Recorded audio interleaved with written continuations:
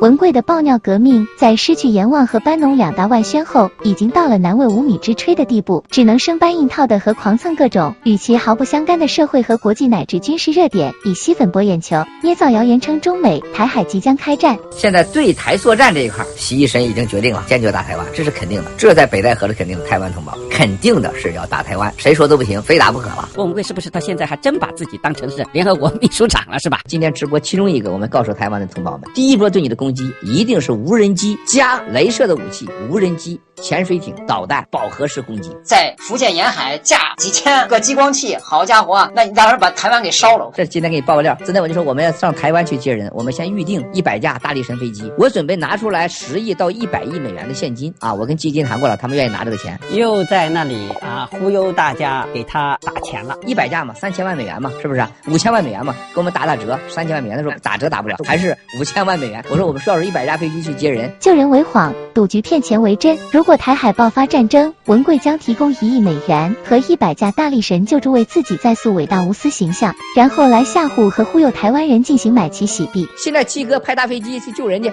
现在美国把军事基地给关了，救都不让你救，谁在乎死个几千几万人呢？大概5000多架无人机开始对台湾的攻击的话，如果是再加上雷射的话，台湾真的是连当炮灰的机会都没有，你都没有嘎扎一下就你当你明白的时候已经完了，已经结束了啊！胡扯，这所谓的攻打台湾完全都是外行话，这就是穷人的悲哀。我们都是草根，台湾的老百姓你别着急，轮不着你着急，你只有牺牲的份儿。都知道说我们是朝着死亡的方向去前进。像我母亲她其实跟我讲，她说台湾人就3个就叫做爱钱怕死爱当官就这3条就是台湾人。我觉得你妈没说对，你妈没在台湾活明白。台湾还有2条是我到台湾最感受的：虚伪、小气到了极点。无非就是大家多捐点钱我们现在要干大事了，缺钱这种小气，这种虚伪，再加上贪生怕死又想当官，他不卖台湾，谁都给你卖了。为什么这么说呢？就制造恐慌，就吓唬你，这是绝对的。那么对台湾的10大企业，什么台积电宏塑呀，就什么塑呀，是吧？鸿海呀，这些企业，他明确的告诉我，没有一家企业不主动投降。